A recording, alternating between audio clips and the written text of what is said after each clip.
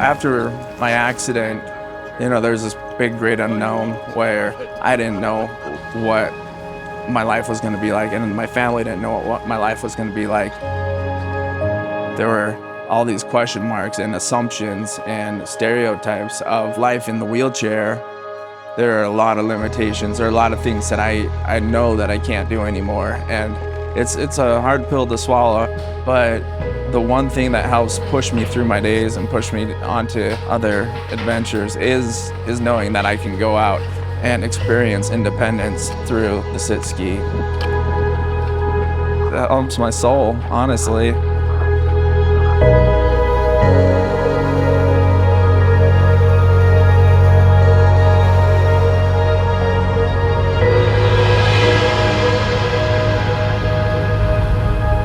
I knew that after my accident, I wanted to be back up in the mountain air, but there were a lot of things that I had to overcome before I got to that point.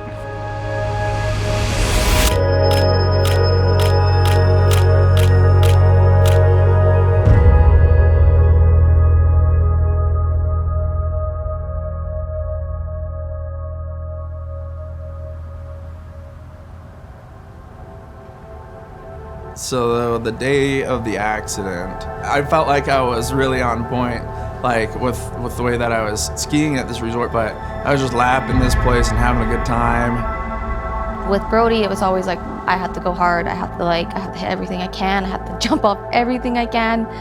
So he was just having like such fun playing around on the mountain. As we were riding up the chairlift, and I saw this gully, and I saw a lip coming off over that, and I thought to myself, I could clear that. I could go over that whole gully and land on the other side. Just me and my wife, Kendra, we were skiing over there. When my dad was coming back around, I said, all right, Dad, all right, Kendra, this is gonna be the one. I was kind of just sitting up there, just waiting for my cue, and then everybody hollered, ready, and I said, ready. I just go for it. Yeah, I'm ready.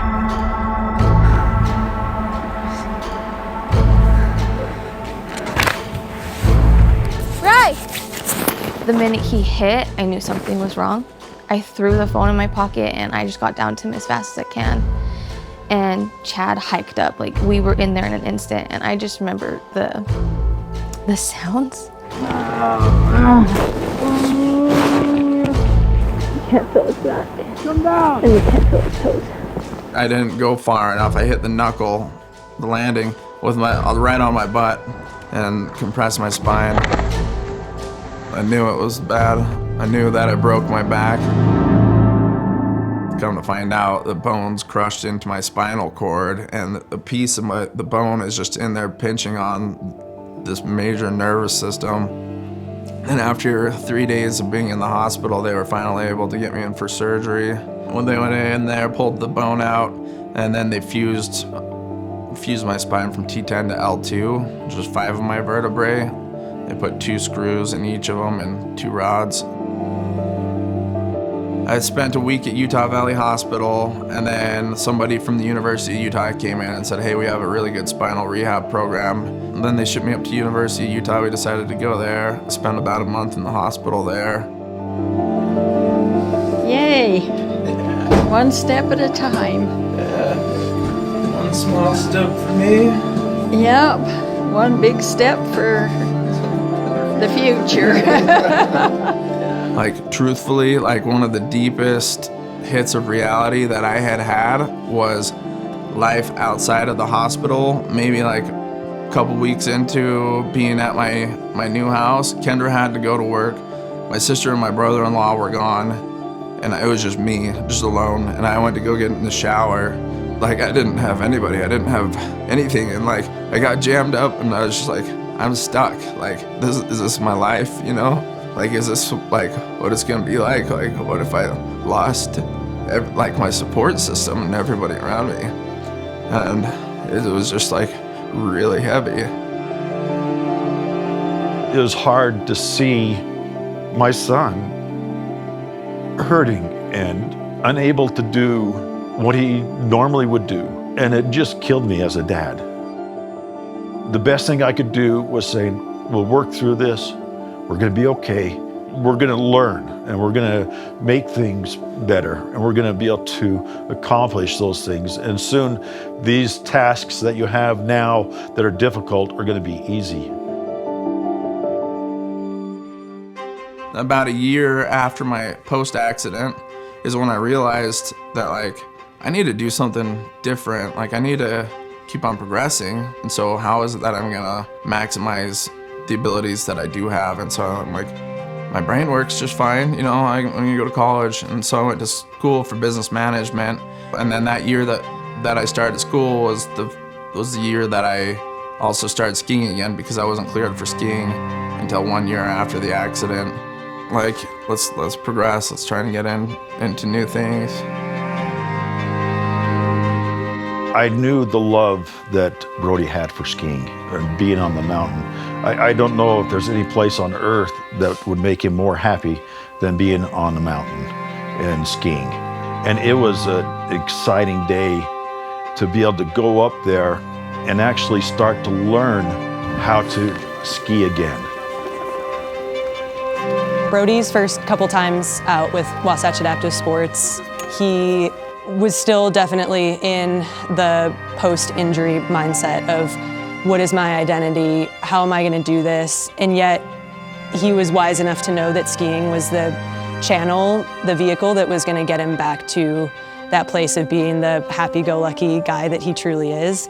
And we really saw him transition and come to life, you know, through skiing.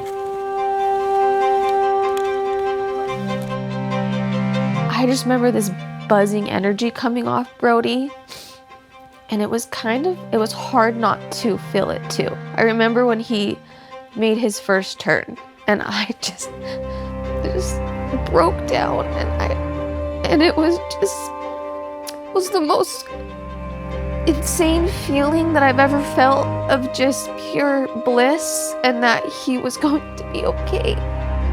I feel like it just started healing me watching him, and I didn't know I had something in me that needed to be healed.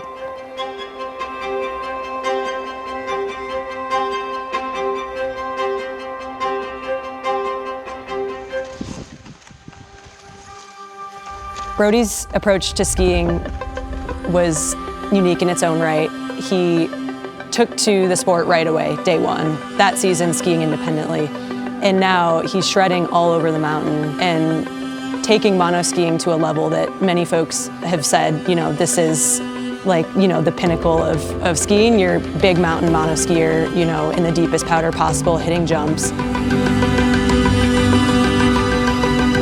When he got into the sit ski, he really tuned in his abilities and his techniques, and he looks beautiful when he skis.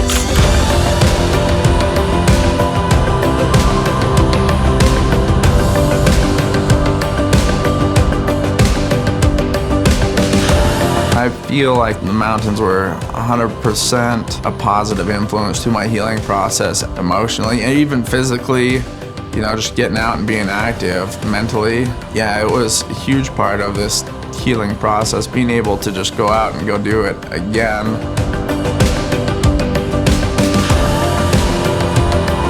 I'm genuinely passionate about sharing the sport and the adaptive sports with other people. Being able to share the passion and share these opportunities with people. Like, it's nothing that I would just want to hold to myself, because like, everybody should have the opportunity to get out, especially with the way that it's healed myself personally, but also my family.